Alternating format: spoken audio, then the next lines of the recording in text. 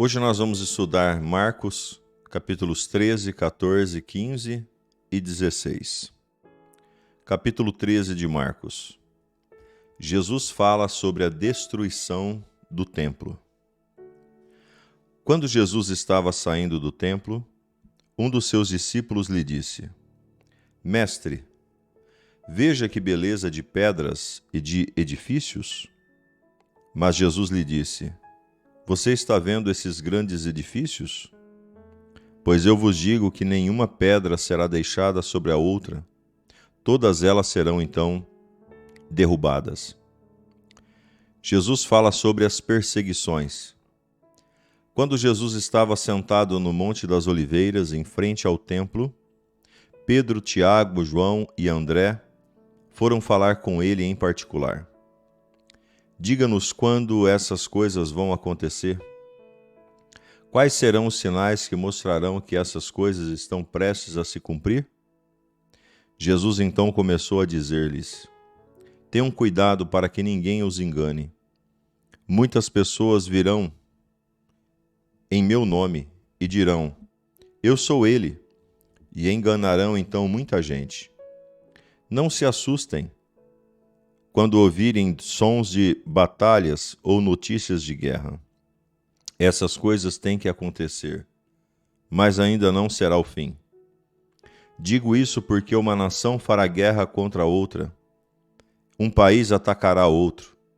Haverá terremotos, fome em vários lugares, e essas coisas serão somente o começo. Assim como as primeiras dores da mulher que está para dar à luz.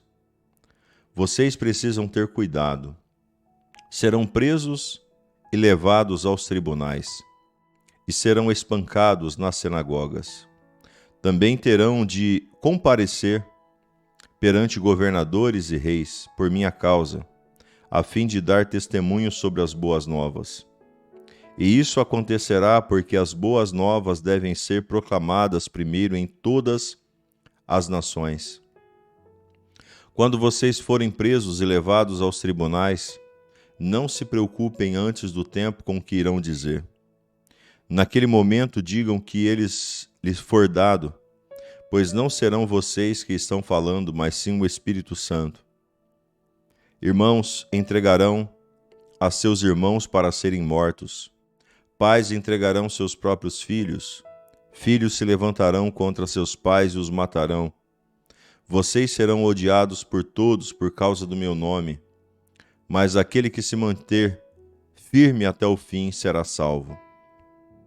Quando virem a terrível coisa que causa desolação, no lugar onde não deveria estar, então quem estiver na Judéia deve fugir para as montanhas. Quem estiver em cima da sua casa, no terraço, não deve entrar nela para pegar alguma coisa. Quem estiver no campo não terá que voltar atrás para ir buscar o seu casaco.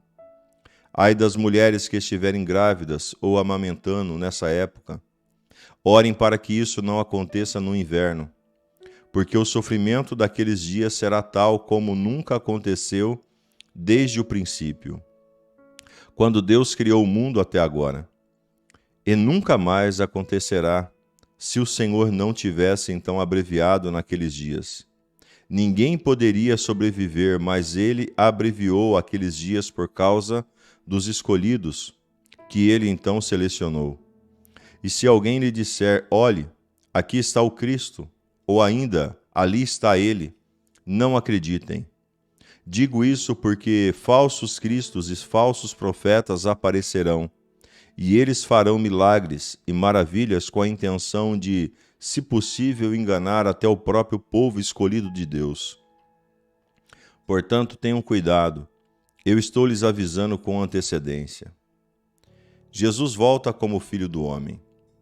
Mas naqueles dias, depois dos sofrimentos, o sol escurecerá e a lua não brilhará. As estrelas cairão no firmamento e os corpos celestes serão abalados.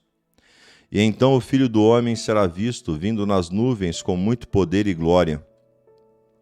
Ele enviará os seus anjos por toda a terra e reunirá os seus escolhidos e na extremidade da terra até a extremidade do céu. A parábola da figueira. Aprendam a lição que a figueira nos ensina. Quando seus ramos se tornarem macios e suas folhas começarem a brotar, vocês sabem que o verão está chegando. Da mesma forma, quando vocês virem essas coisas acontecerem, saiba que o tempo está próximo, batendo à porta. Digo a verdade a vocês: esta geração não passará até que todas essas coisas aconteçam. O céu e a terra desaparecerão. As minhas palavras, porém, permanecerão para sempre.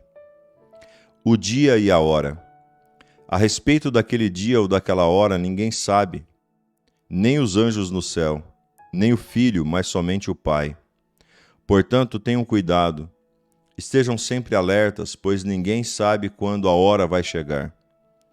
É como um homem que, saindo do país, deixa a sua casa entregue aos cuidados dos seus servos, cada um com a sua obrigação, e manda o porteiro vigiar. Vocês também devem vigiar, pois também não sabem quando o senhor da casa vai chegar. Ele pode chegar tanto à tarde quanto à meia-noite, tanto de madrugada quanto pela manhã. Vigiem para que ele, se ele vier inesperadamente, não vos encontre dormindo. O que, porém, lhes digo, digo a todos: vigiem. Capítulo 14 de Marcos. O plano para matar Jesus. Faltavam apenas 2 dias para a Páscoa e para a festa dos pães sem fermento, e tanto os líderes dos sacerdotes quanto os professores da lei procuravam um meio para prender Jesus à traição e matá-lo. E eles diziam: não vamos fazer isso durante a festa, para que não haja tumulto entre o povo. Uma mulher honra Jesus em Betânia. Jesus estava na cidade de Betânia, à mesa da casa de Simão, o leproso. Quando chegou uma mulher, ela entrou com um frasco de alabastro, cheio de perfume muito caro, feito de nardo puro. Quebrou o frasco e derramou o perfume sobre a sua cabeça. Algumas das pessoas que estavam presentes ficaram indignadas e diziam umas para as outras: que desperdício! Por que ele fez isso? Esse perfume poderia ter vendido por mais de 300 moedas de prata e o dinheiro distribuído entre os pobres. E começaram a criticá-la severamente. Mas Jesus lhe disse: deixam-no em paz. Por que vocês estão incomodados? Ela me fez uma coisa boa. Os pobres estão sempre com vocês e poderão ajudá-los quando quiserem. Eu, no entanto, não estarei sempre com vocês. Ela fez o que pôde, derramou perfume sobre o meu corpo antes do tempo e assim preparou para o enterro. Digo a verdade a vocês: em todos os lugares do mundo onde as boas novas forem proclamadas, o que ela acabou de fazer será contado em memória dela. Judas concorda em ajudar os inimigos de Jesus. Judas Iscariotes, um dos 12 discípulos, foi falar com os líderes dos sacerdotes, a fim de trair então Jesus. Quando ouviram isso, eles ficaram muito felizes e prometeram dar-lhe dinheiro.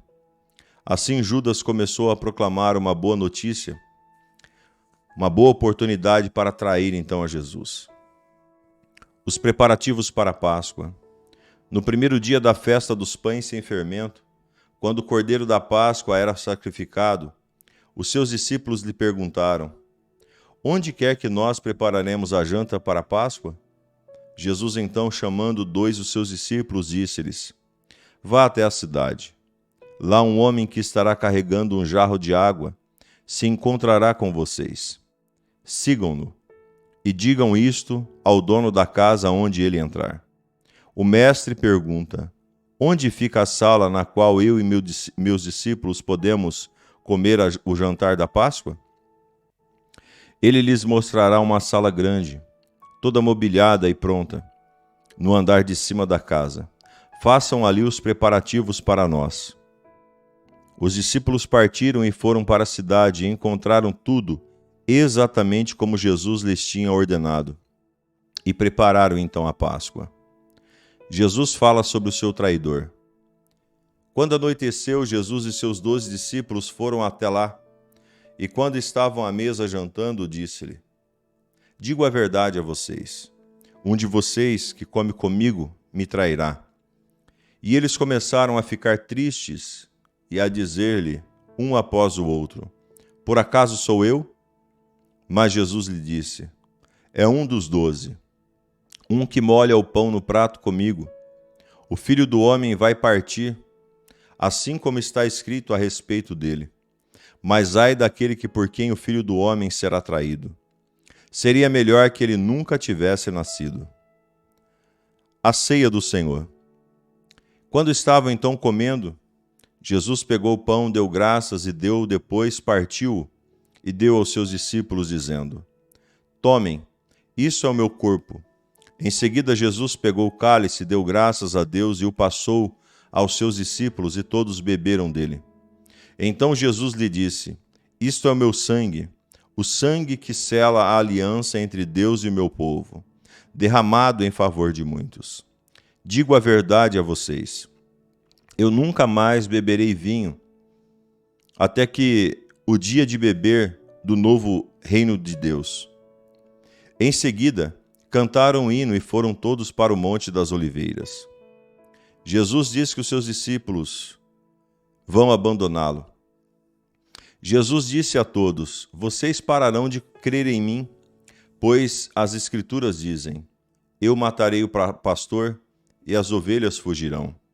Mas depois que eu ressuscitar, irei adiante de vocês para a Galiléia.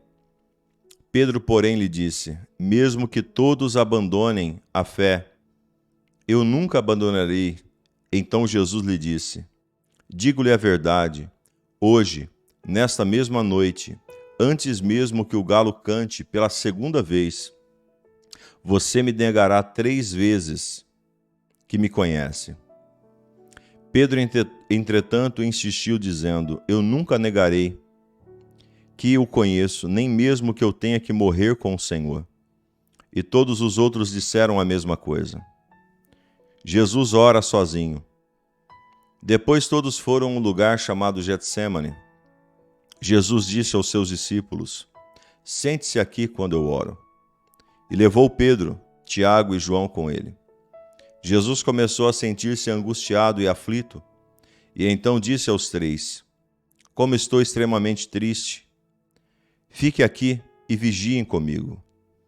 Afastando-se um pouco, se ajoelhou e orou, pedindo que, se fosse possível, Deus lhe poupasse então daquela hora. Ele dizia o seguinte: Querido Pai, todas as coisas são possíveis para o Senhor. Eu lhe imploro que afaste de mim esse cálice de sofrimento, mas que seja feita a sua vontade e não a minha. Depois, voltando até o lugar onde os 3 discípulos estavam, os encontrou dormindo. Então disse a Pedro: Você está dormindo. Será que não pode vigiar nem mesmo por 1 hora? Vigiem e ore para que vocês não caiam em tentação. O espírito está pronto, mas o corpo é fraco. Depois disso, Jesus afastou novamente e orou, pedindo a mesma coisa. E voltando pela segunda vez, Jesus os encontrou novamente dormindo, pois os olhos deles estavam pesados. Eles não sabiam o que lhe dizer. E voltando pela terceira vez, lhe disse: Vocês continuam dormindo e descansando? Basta! Chegou a hora. O Filho do Homem está sendo entregue nas mãos dos pecadores. Levante-se e vamos embora. Olhem, aí vem o homem que está me traindo.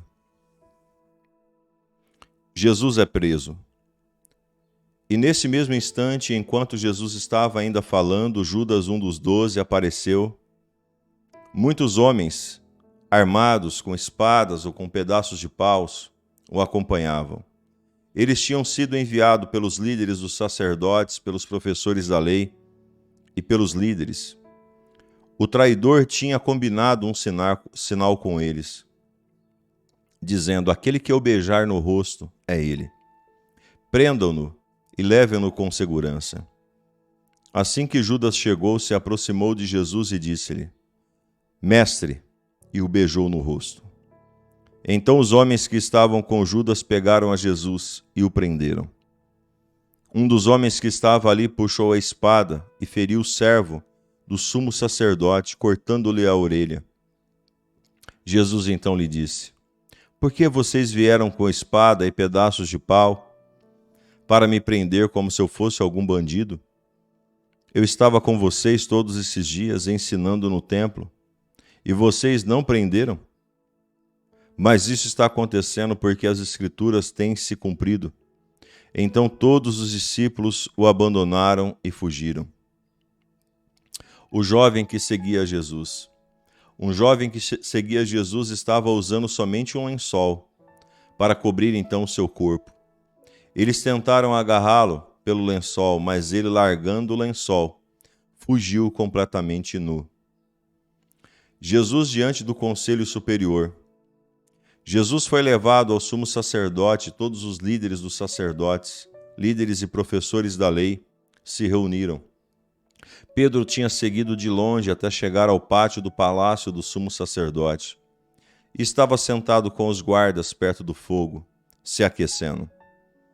Os líderes dos sacerdotes e todo o conselho superior de judeus procuravam encontrar alguma prova contra Jesus para que assim pudessem então condená-lo à morte, mas não conseguiram.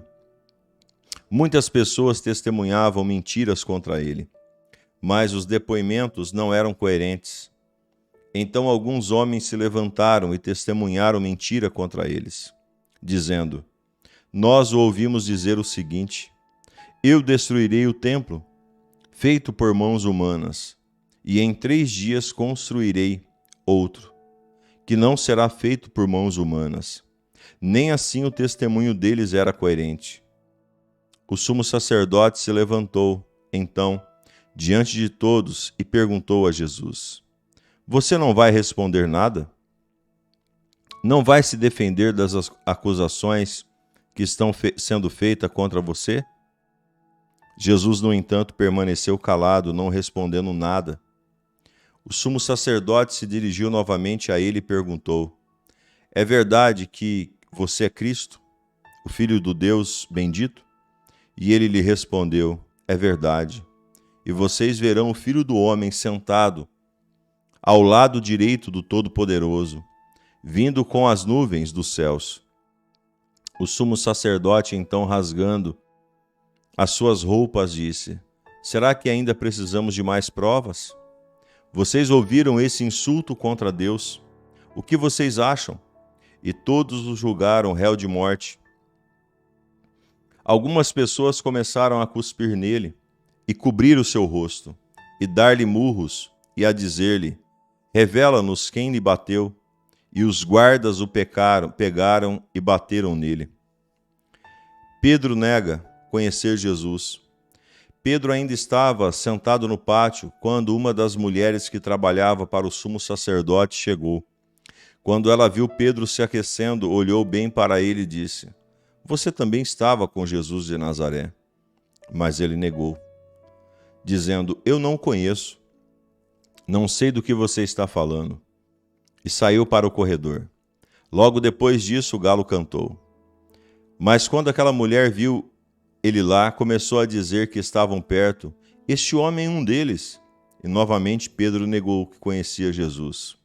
Pouco tempo depois, as pessoas que estavam ali começaram a dizer a Pedro: Sem dúvida vocês também é um deles, pois você também é da Galileia. Pedro então começou a afirmar com o juramento, e segurando estar colocando debaixo da maldição de Deus e tivesse então mentindo, disse: Eu não conheço esse homem de quem vocês estão falando. E neste mesmo instante o galo cantou pela segunda vez. E Pedro se lembrou do que Jesus havia dito: Você negará que me conhece por 3 vezes antes que o galo cante pela segunda vez. E caindo em si, começou a chorar. Capítulo 15 de Marcos. O governador Pilatos interroga Jesus.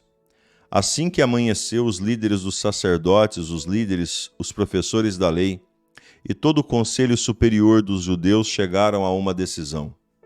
Eles amarraram Jesus e levaram entregue a Pilatos. Pilatos então perguntou: Você é o rei dos judeus? E ele respondeu: Você está dizendo isso. Os líderes dos sacerdotes então começaram a acusá-lo de muitas coisas.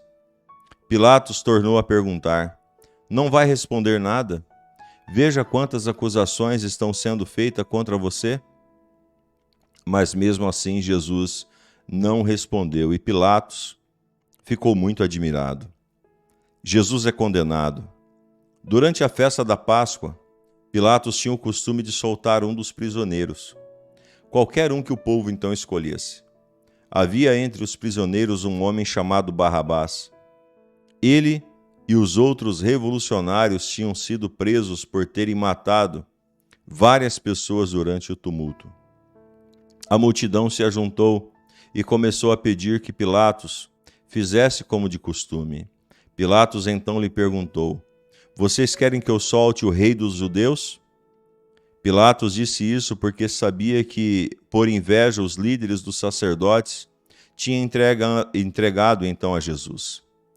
Mas os líderes dos sacerdotes insistiram o povo a pedir que Pilatos entregasse Barrabás ao invés de Jesus. Pilatos então lhes perguntou mais uma vez: Então o que querem que eu faça com esse homem que vocês chamam de rei dos judeus? E todos gritaram: Queremos que o Senhor o crucifique. Pilatos, porém, lhe perguntou: Mas que mal ele fez? A multidão, no entanto, gritava cada vez mais: Crucifique-o. Pilatos, então, para conter o povo, soltou Barrabás. Em seguida mandou que Jesus fosse chicoteado e depois fosse levado para ser crucificado. Jesus e os soldados. Os soldados levaram Jesus para o pátio interno do palácio do governador e lá reuniram toda a tropa. Primeiro eles o vestiram com uma capa vermelha, depois, entrelaçando espinhos em forma de uma coroa, a colocaram sobre a cabeça dele e começaram a saudá-lo, dizendo: Viva o Rei dos Judeus! Eles bateram na cabeça dele com um pedaço de pau, cuspiram nele, ajoelhando-se diante dele, o adoravam.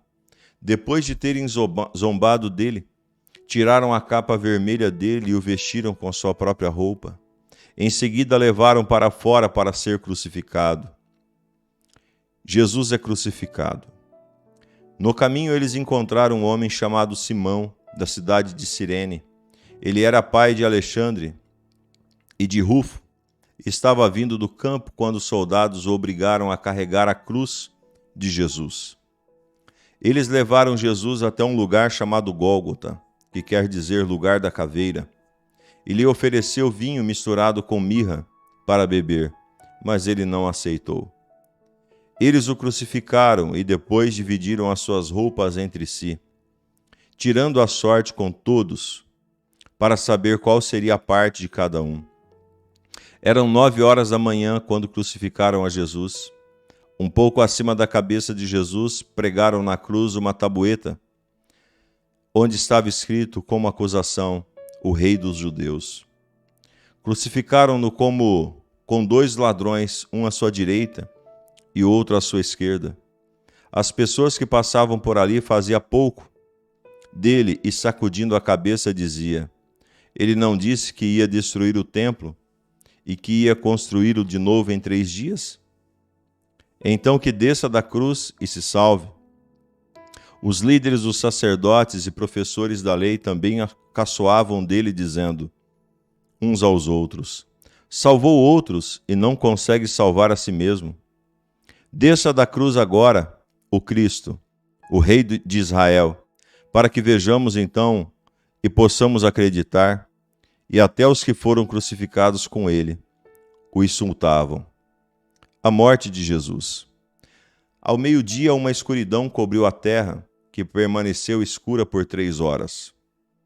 Às 3 horas da tarde, Jesus gritou bem alto: Eloi, Eloi, lema sabachthani, que quer dizer: Deus meu, por que me abandonou? Quando algumas pessoas que estavam ali ouviram isso, disseram: Escutem, ele está chamando por Elias. Alguém correu, molhou uma esponja em um vinagre e, colocando-a na ponta de uma vara, deu de beber a Jesus. Depois ele disse: Deixai-no, vamos ver se Elias vem tirá-lo da cruz. Mas Jesus deu um grito forte e morreu. Nesse mesmo instante, a cortina do templo se rasgou em duas partes, de cima até embaixo. Quando o oficial da guarda que estava em frente de Jesus o ouviu gritar e viu como ele havia morrido, disse: Realmente esse era o Filho de Deus. Algumas mulheres que também estavam ali observavam de longe. Entre elas estavam Maria Madalena, Salomé e Maria, a mãe de Tiago, o jovem, e de José. Essas mulheres tinham acompanhado e ajudado a Jesus desde o tempo em que ele estava na Galileia. Muitas outras mulheres que também estavam ali tinham ido com ele para Jerusalém. O enterro de Jesus. Era o dia da preparação, isto é, a véspera do sábado. Já era quase noite quando José de Arimateia, importante membro do Conselho Superior dos Judeus, e que também esperava pelo reino de Deus, chegou com muita coragem. José se dirigiu a Pilatos e pediu o corpo de Jesus. Pilatos ficou admirado quando ouviu que Jesus já tinha morrido, e chegando a um oficial lhe perguntou se fazia muito tempo que morrera. Depois de se certificar da morte de Jesus por informação do oficial, Pilatos então permitiu que José levasse o corpo. José comprou um lençol de linho e, tirando o corpo de Jesus da cruz, o enrolou no lençol. Depois colocou o corpo num túmulo que tinha sido cavado na rocha e colocou uma grande pedra para fechar a entrada do túmulo. Maria Madalena e Maria, a mãe de José, estavam lá e viram onde o corpo de Jesus tinha sido colocado. Capítulo 16. A ressurreição de Jesus. Depois que passou o sábado, Maria Madalena, Maria, mãe de Tiago, e Salomé compraram perfumes para derramar sobre o corpo de Jesus. Domingo bem cedo, antes mesmo do nascer do sol, elas foram até o túmulo e, quando caminhavam, diziam entre si: Quem vai rolar a pedra da entrada do túmulo? Para nós, elas estavam dizendo isso porque a pedra era muito grande. Ao olharem adiante, porém, viram que a pedra já tinha sido tirada. Quando elas entraram no túmulo, ficaram muito assustadas, pois viram um rapaz vestido de roupas brancas, sentado ao lado direito, e ele disse: Não se assustem. Vocês estão procurando a Jesus, o Nazareno, que foi crucificado, não é verdade? Mas ele não está aqui, ele ressuscitou. Vejam o lugar onde ele tinha sido colocado. Agora vão e dei esse recado aos discípulos e a Pedro. Ele irá para a Galileia antes de vocês. Vocês o encontrarão lá, exatamente como ele mesmo lhe disse. Elas saíram do túmulo correndo, pois estavam apavoradas e fora de si, e por estarem com medo não disseram nada a ninguém. Jesus aparece aos seus discípulos. Depois de ter ressuscitado, na madrugada de domingo, Jesus apareceu primeiro a Maria Madalena, de quem ele expulsara 7 demônios. Ela foi e contou o acontecido aos que tinham sido companheiro de Jesus, pois eles estavam muito tristes e choravam. Quando ouviram que Jesus estava vivo e que ela o tinha visto, eles não acreditaram. Depois disso, Jesus apareceu numa forma diferente a 2 de seus discípulos que estavam caminhando em direção ao campo.